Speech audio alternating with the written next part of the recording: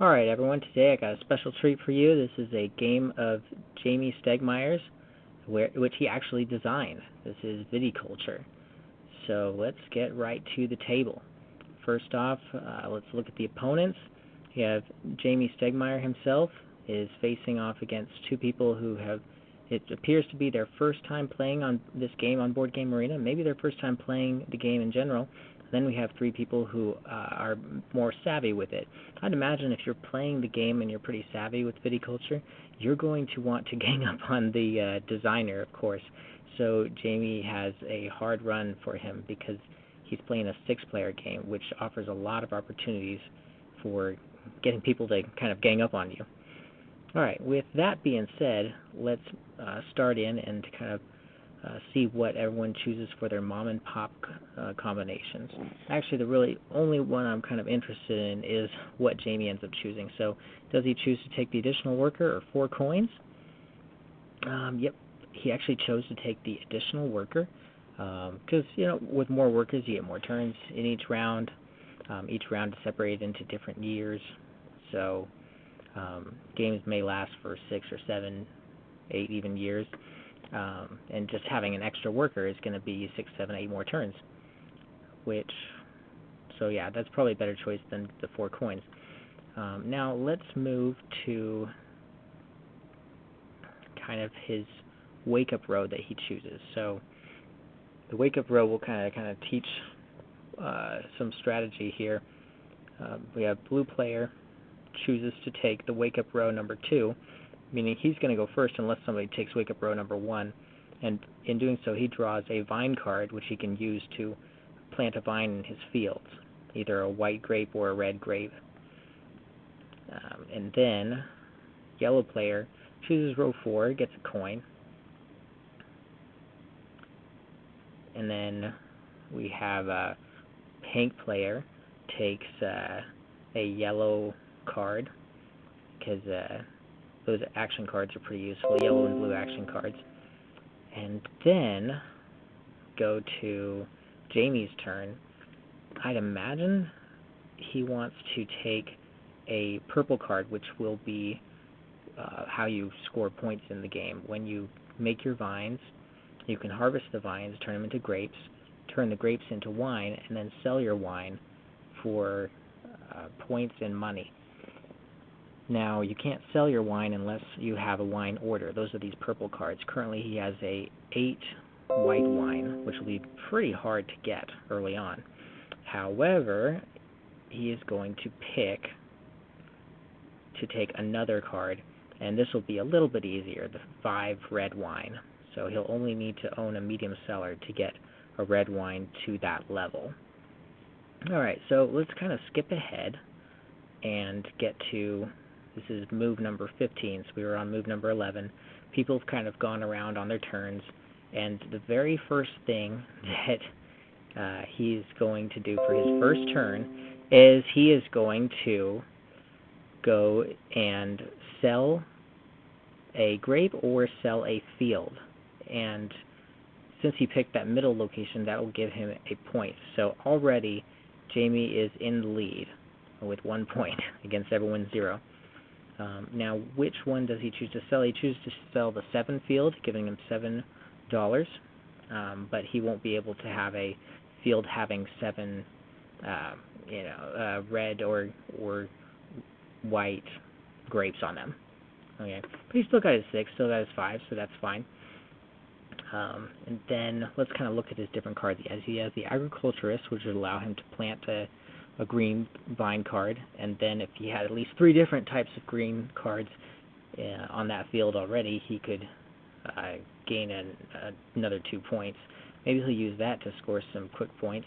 Then there's this cultivator. He plants 1 vine, and that will let him plant it on a field even if the total value of that field exceeds the max vine value. Okay, so that will be pretty interesting if he tries to do that, because that could potentially have him have a field that has even more than what the limit is. Like this one is a 7, he could have an 8 or even a 9. So then we move on in, so turn 56, is about to be Jamey's turn again, and he does that same move again, and he chooses to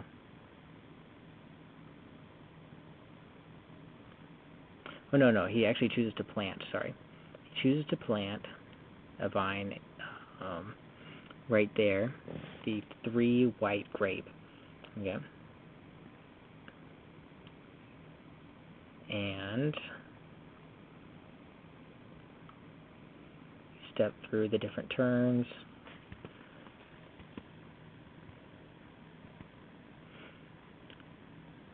And then he also builds a structure. Okay.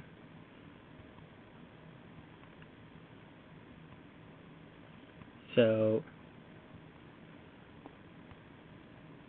he harvests that vine, gets a 3 white grape.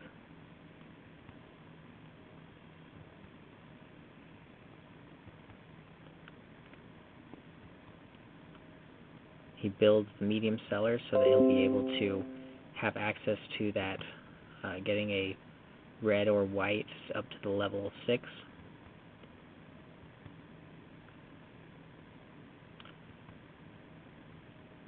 He then places out a worker to grab a green card, these vine cards, to get a red grape. So 4 red grape, and he could put that in the 5 field, potentially.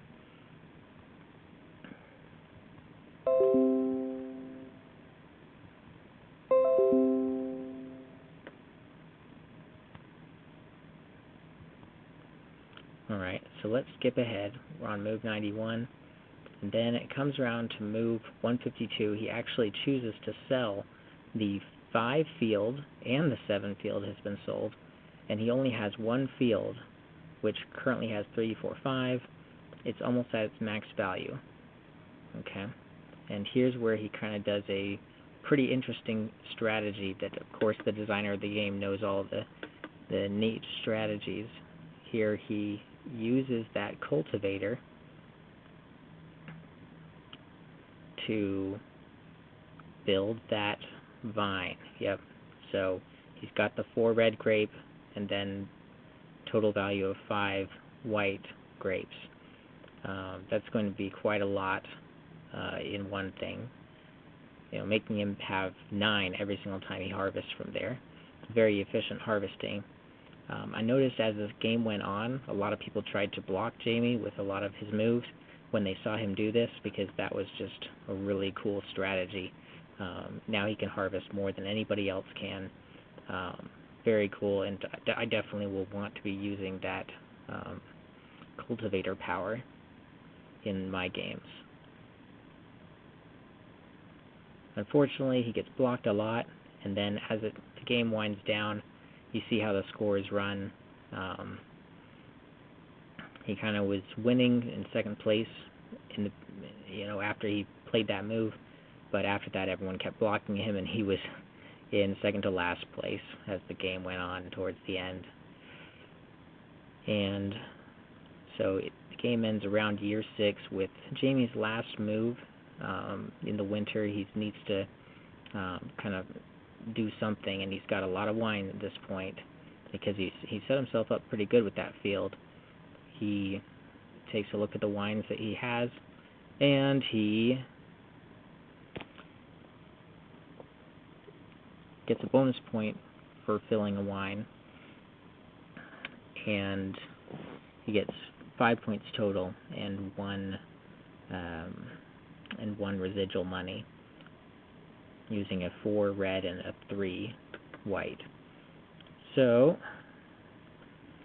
after that, he moved quite ahead, and he was kind of second place, whereas the purple player, Ryan Davis, was nearing the end, just needed 1 more point and quickly got it.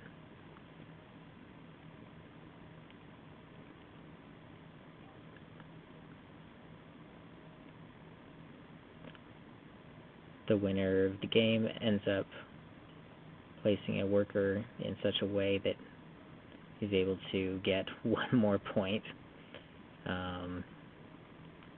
he got 1 point for a card where everybody had to give him a card unless they couldn't, and if they couldn't, then he would get a point. And so he gained that 1 point that he needed from there. I think Megan 14 couldn't give him a card. So the white player kind of caused the game to end slightly early, and Jamey Stegmaier had no chance. He was pretty far behind, but still in second place at that point. So that's kind of how the game went, and we saw some pretty cool moves from Jamey throughout it. The game is on Board Game Arena for premium players at least to go back and look at, but let me know in the comments what you think about that game, what you thought about that strategy of using just one field to harvest everything. Again, that's similar to a lot of strategies out there, like for instance, Wingspan has a strategy where there's 3 different rows of birds, but you can just use one row and manipulate that one row. Well, he kind of did that in here. Really got lucky with that cultivator card, but there's probably a cool strategy that you can do with each of these different yellow and blue cards that are really randomly drawn. It would be interesting to really analyze this game further. What a gem that Jamey made. But all in all, great game. I enjoy watching it, but let me know in the comments below what you thought, and please always remember to like and subscribe.